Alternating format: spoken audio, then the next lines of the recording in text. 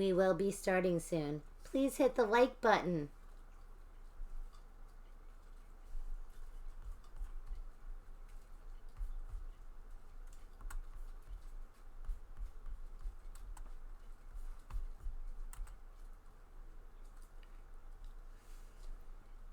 Remind yourself that you don't have to do what everyone else does.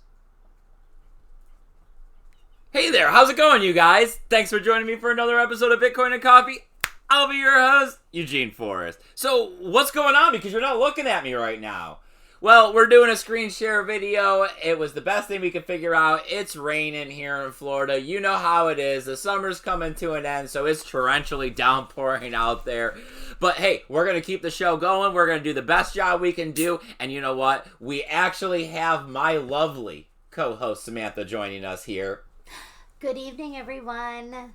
So, how are you doing this evening, Samantha? Well, pretty good. I mean, I've been home an hour and 15 minutes. So, yeah, I feel very prepared.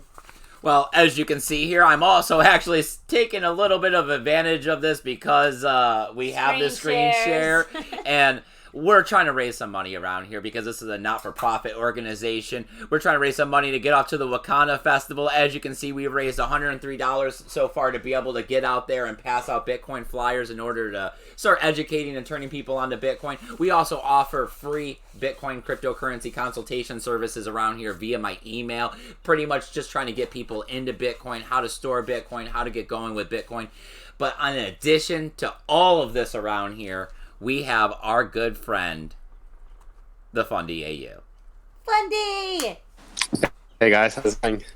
Hi guys, how's it going? We're doing great, man. We're really ecstatic about having you out here for our second interview. We filmed an interview last night with our good friend Josh on the dark web. Sorry about the sound being a little off on that one, but we think we've done better on this one. I think the sound should come out quite well, and we're going to go ahead and, Doesn't sound like you're in an empty auditorium, you know. This time we're going to let the Fundy show his face. I know. I was horrible, okay? It was like the second screen share I had ever done, and I was all like, oh yeah, it's awesome. No, yes, you never saw him. We did. Sorry. So sorry. Oh. It was the early days. It's like when you set up a test wallet and just send 0.0005 Bitcoin just to see if the wallet actually works. Right? Same deal. Do I receive it? Yes. Okay. I know. Yeah. So, Samantha, 10,400 for the price of Bitcoin. You stressing out? I don't ever stress out. I mean, are you glad that we're back? I mean, we're on the other side of 10. That makes me feel a little bit more comfortable. You know, I tell you guys all the time, $10,000 is easy math with Satoshis.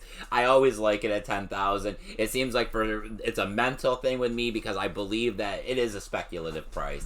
And a lot of this is based on people getting in and people getting out of the cryptocurrency market and awareness and adoption and Google trends and all of that. So as we're looking at $10,000, I see us on the other side of it as continuing to be in bull territory. I know that you can draw technical analysis lines and charts and look at the 50-day and the 100-day and the 200-day moving average and see that we're coming to some sort of technical wedge and that we should be having a breakout soon. Okay. As we have such good news rolling out this week about things like the back, right? We have people standing up for their rights with the protesting in Hong Kong. We're going to see Bitcoin continue to gain adoption because Bitcoin in this digital peer-to-peer currency, it's revolutionizing the world because it's giving us back our rights.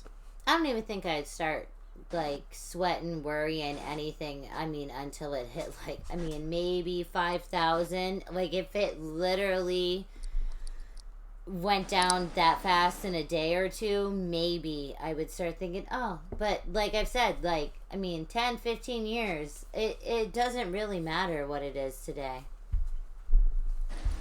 It's just another time to accumulate, really. There you go, Fundy. See? The man is a smart man.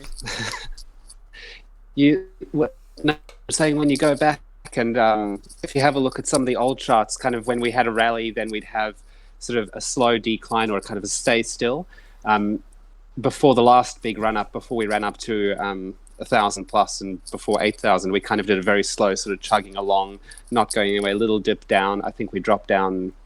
You mentioned it the other night when we dropped down to $250 and then sort of stayed straight and then popped up. What's different? Yes. It's just adding another zero to the number. Yes. I mean, like, I don't know. Like, I don't know. I'm a very easygoing person. So it would take, like, some drastic clearance prices for me to be all like, oh my God, wow, that's a lot of money. And that it just went down. I mean, I don't know. Yes. It is what it is, people. I don't know. I guess I kind of keep finding myself. I was actually... Sorry, buddy. No, you go. It's all good. I keep finding myself coming to this situation where it's a matter of, are you over invested or are you just narrow-minded thinking about right now? Right, yes. Are you like Lambo'd or do you... Yes, is your mortgage literally resting on if something goes up $1,000 or $2,000? Well, I mean, there are a lot of people who live like that. Yeah. What I found interesting, and I was sort of what I was contemplating a couple of days ago, is there's those people who have, as you've said, overinvested. You know, people who took out a mortgage on the house just to buy Bitcoin, which probably isn't the smartest idea. You know, like Crypto Daily. I know he's the only lucky bastard that ever had it works that out. Work. Yes. It works, but you know, people who done things like that. But I think if you look at the general population, those who have kind of got in at these early points, if nothing else, they've learned a lot about methods of saving. You know, that like you think about people, I'm assuming people like you and I, we've forced ourselves, okay, we don't need to deal with this right now. I don't need to buy the extra car right now because I'd rather have this sitting away for later. So if nothing else, it's teaching people to save, which I think a generation lost. Yes. For sure. Anyway. I mean, my grandparents know how to save, but my parents didn't. Yeah, exactly. Anyway, interesting thought. Not that I think Bitcoin's going to go to zero, but, you know, in the event that it did, there is, you know, some kind of bonus. But again, I don't think it's going there. Not financial advice. There you go. Disclaimer yourself. Because we're sitting here with this screen share, you sent us a couple photos, right? Let me pull them up here real quick. Oh my Jesus! Samantha is really excited about. Oh my God! Like, these kangaroos that you have in your backyard or your family's backyard as you're on visiting, right? You're visiting family. Your family's property and.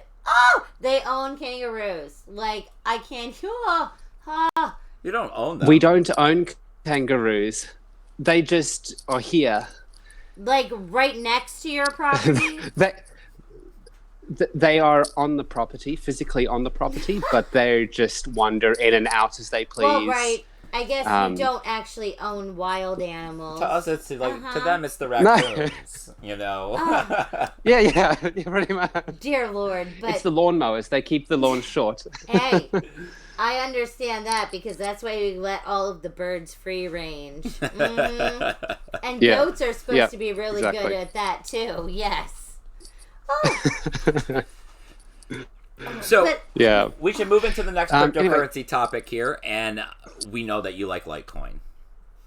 What are your thoughts on it lately? Let's hear from a person who's invested in Litecoin. Let's hear from a person who keeps up on the news, because I say, you know, I do slack a little bit on Litecoin news as I'm, 90% Bitcoin. So my Litecoin accumulation has only been through mining. So, there's that too.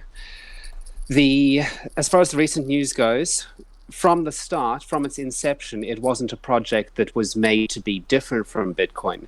So the fact that no developers or fewer developers are actively working on developing it, it's simply going to stay homeostasis with Bitcoin. Charlie Lee might pull out code, every now and again and just be like, let me push this to the network because Bitcoin's just implemented it.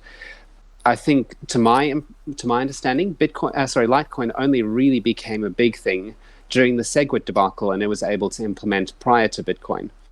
But Yes. everything else is pretty much copy paste, switch to script, change the block time. So, does that mean it's not worth anything? No, it's still got the miners. It's still got everything. There's a lot of mining power behind it.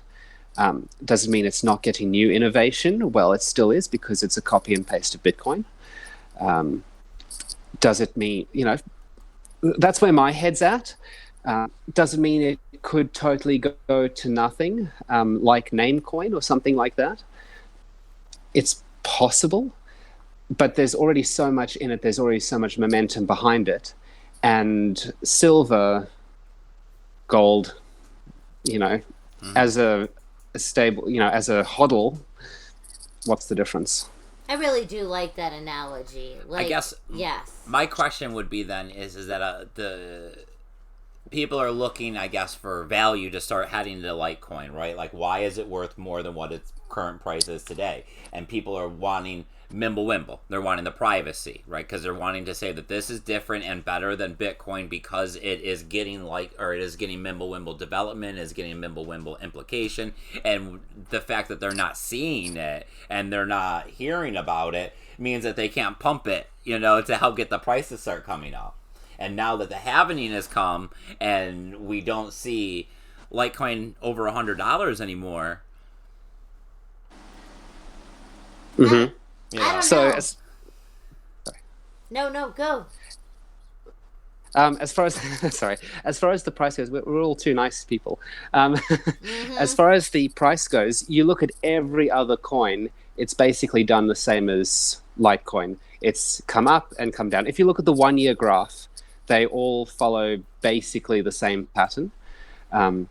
As far as being able to pump it, when is it no longer worth pumping? When something else is better than... And I get what you say about Mimblewimble. It's a nice to have. When did Litecoin get SegWit? Months? When did Litecoin got Lightning sort of months before. So we're not going to get it 2 years before Bitcoin gets it, in my opinion. There's nothing stopping people from implementing it once it's ready on Litecoin. There's nothing stopping from implementing it on Bitcoin.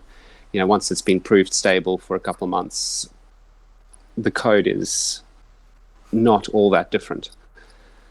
Once you've got a stable implementation. I mean, I really... Does that make sense? Yeah, it does. I kind of think that a lot of the slack that Charlie Lee had got for dipping out of it and stuff, it's just making it more like Bitcoin, where, I mean, it is that people have to invest in these areas of development and actual promotion and stuff of this coin, of this, and I do like that it is. I really do think Litecoin is the silver. It's that, I mean, it is a precious metal type of deal. Like, okay, everybody wants gold, everybody wants platinum. I want silver. I am a silver wearer. It's that same kind of thing. Like, it makes you think. It really is. I like Charlie Lee. I do. Yeah. I don't think he's a bad dude. I really don't. I mean, I don't know Satoshi, but I've seen lots of Charlie Lee interviews, and I really don't think he's a bad dude. No. It's not a big bull period as far as development goes, so he's taking a bit of a backseat there. I did hear he has moved onto Casa, which is a what's it called? Multi-sig system that's being implemented or being created, and I also create nodes and Lightning nodes and charge a yearly subscription. I'm assuming that's some kind of remote maintenance or software licensing. Yeah, right. And I believe that's where he's moving to. Yeah, exactly. Casually $300 a year. What you're saying though with the gold and the silver, when gold runs up 3x, silver runs up 12x. it's always triple what gold does. And you think about the last bull market, Bitcoin went from sitting around the 6,000s to 20,000, and Litecoin went from sitting around $20 to what was it, 140, 200 and something, wasn't it? Depending Eugene, sorry, on we're totally leaving you out. Oh no, I'm. Apparently, he's just listening. I am listening. This is a good conversation. I mean, that works. I mean, I think that Litecoin has its value, especially since the network is decentralized. I think Charlie Lee is stepping away from this because we do need to see other people taking the helm. And people were criticizing that leaked forum or whatever, and pretty much what I got out of it is that he was saying, you can't keep looking at me to make the price of this coin go up so that you guys can keep making money. That is what I thought. Whereas he was like, dude, I'm only like one person out of 20,000. Like, are you kidding me? I pretty much now got I it don't as, even. I already did my part. Litecoin is in existence. We have made it to this happening. We are secured as a cryptocurrency that is not going anywhere. And I need to step away. It needs to stand on its own two legs. Yeah, it sucks that Satoshi ghosted before. What are you talking about? He's back, right? That's the news today. No, But you Charlie didn't see the just website? ghosted in the middle. Like, really? How do you hate the man who was like, oh man, no, this is not mine. This is everybody's. Really? You know what's really interesting there? Just come to think about it now. So yes, he's taking a step back. Yes, that's great for decentralization. He's basically saying he's not the forerunner, and that could have been, again, when he sold just before the last run-up. But then you have a look at the what's happening. I think it's Vertcoin. Is it Vertcoin? Adam Meister sent me an email a couple of days ago. I think it was Vertcoin. It was one of those ones that was a massive, this thing's going to revolutionize everything. This is the new Bitcoin. During the last run-up. Everything revolutionizes everything. Yeah, exactly. But the SEC is going after the founders of that because Veritasium. They are a centralized... Yeah. That's it, Veritasium, yes. That's it. So that could be, again, he's letting go of the reins, and as you say, he's trying to take a Satoshi-like hands-off whatever happens. Yeah. I mean, we're supposedly seeing, the SEC is going to be coming after Ripple.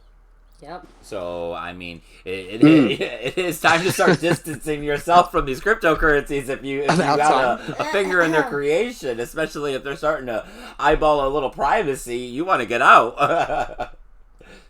I mean, it just sucks because it's like you really had to dip before it even came out because otherwise there is recognition. Yeah. Like, people know, no, you're the creator of, blankety blank. Well, everybody wants to be in the history books. Do you think the dude from the creator of BitConnects wants to be in the history books? No. No, that one guy, BitConnect, he is in the history books. And he's probably hating it, okay? Probably. You mentioned, what's it called? This guy going to be, sort of advertising himself as the new Satoshi. Yep, the new site. They haven't released the new name yet. They've just given a history of him. It's there's no There's no signature from the Genesis block. There's none of that yet, which is kind of funny that someone would want to put their name out there as saying they own so much. Yeah, it's literally like the horrible like Easter, like the Jesus resurrection, like that Genesis block needs to freaking move to believe that anybody is Satoshi.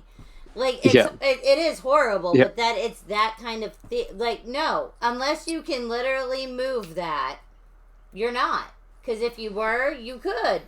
It's very simple. It's just another media stunt. I mean, we've had a couple of them that have come up recently where they were media stunts in order to gain some publicity, gain Twitter followers. This one's asking for email addresses. People are indicating that could be part of it. I mean, I took a look at it after 4 o'clock today, and I mean, it just kept...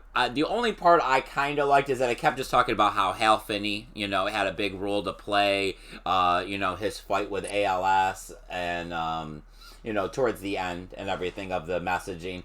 And I guess over the next 2 days at 4 o'clock, there's going to be more information released, and... He was talking about it in the sense of that he's coming out for a bigger message than himself as Satoshi. So hopefully if this is some sort of publicity marketing, it's at least for Bitcoin and cryptocurrency, not someone to get rich. More of an awareness, educational factor. Mm-hmm. He's not Satoshi. Yeah. I could see where if it was I could see where if it was a publicity stunt, not just trying to get the word of Bitcoin out, talking about the people in the beginning and why Bitcoin is so great and how it can change the world for everybody once we start eliminating the suppression that happens through the Federal Reserve and the dollar bill, and we eliminate the third parties, and we can have a digital currency that anybody can send. I mean, I get it. It's the whole anonymity thing. I mean, just like how many people said that they were like the Unabomber or the Oklahoma, bomber or the this or the that because they didn't know who it was at the time. Or, the Zodiac. Just where, I mean, they were claiming they were because there is no one to say they're not. I think I'm very skeptical, more sort of going the opposite route as Eugene, thinking that like the previous Satoshi, if you want to call him that, said that, what was it? He said that, what was it? Not like, he said that he's put a bug in the original Bitcoin code and that because they've implemented SegWit, it's going to fail and Bitcoin Cash is going to be the next... will take over because it won't have this bug. Do you remember that when certain people said that? I do, Fundy. Yes. It's like, yeah. To me, it's just Craig Wright. It's more likely to go the negative route. I'm just saying. You gotta pretty much. Start buying SB on the dip right now. I mean, it's going to pump in 2 days when he comes out. Not financial advice. Yeah. Spot on. Yeah, find your own Satoshi. Yes. There you go. Oh dear. Hashtag find your own Satoshi. There you go. Oh dear. That's hilarious. I love that. Yeah. It would be nice if it was to sort of promote some sort of good overall sentiment. But I think as soon as someone says they're going to name themselves with an actual name, I'm very skeptical. Yeah. Just like we don't know the names of like the white hat hackers that sit there and, go after the stolen Bitcoin funds. the DOS attacks and the this and the that. Yes. Well, why? Because they don't need to have names. You don't need to know them. You just need to know that they're trying to counteract the super bad stuff on certain things that, I mean, But I thought you had that theory that the black hat hackers and the white hat hackers are actually the same. I mean, I don't know if they're the same. They would just be roommates. It's like, man, Bill, did you just, okay, fine, let me just get on my stuff because everybody needs to get paid. Yep. It'd be like an epic LAN party. Remember the old-fashioned LAN party? You're sitting on one side of the room, I'm sitting on the other. I'm gonna get your code. Yes, exactly. That's kind of what I envision it as. They might not be the same individuals, but I'm sure it's the same group. Okay? All right. So I guess we should probably move on to one of our last topics here. What are your thoughts on Backed? Like, I mean, we're looking at the opening of this. It's going to be happening September 23rd. That's what I got here. I mean, people are speaking positively of this. I think it's going to be good for Bitcoin. Is it going to be one of the next big movements that helps catalyst this price over the, $13,000 barrier that we've seen recently as the all-time high?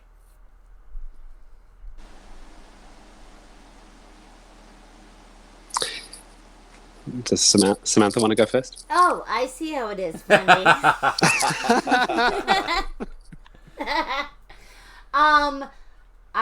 I don't know. I mean, I would like to say that cryptocurrencies pump and dumps are not governed by government-ness, but quite honestly, I mean, Well, I mean, it could, because that would be the the financial investments, the corporate investments, the actual. I mean, maybe someone's holding out for the backed or for the whatever to invest in. I mean, I don't know.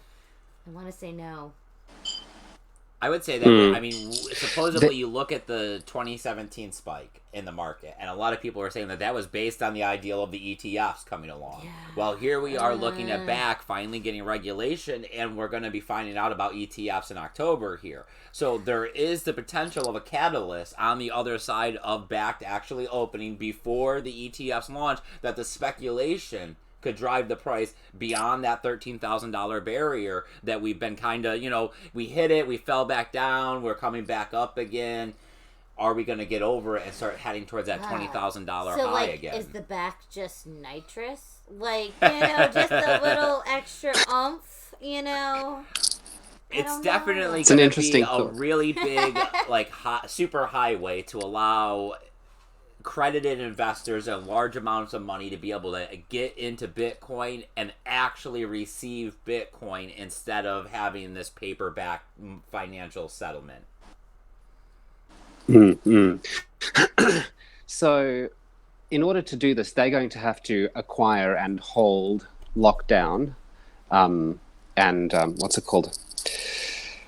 Insured a whole stack of Bitcoin somewhere. So that's going to be off when it's no longer being moved around on chain. So number one, it'll move stuff off chain in an aspect in a very centralized manner, hopefully safely with multi-sig and all that jazz.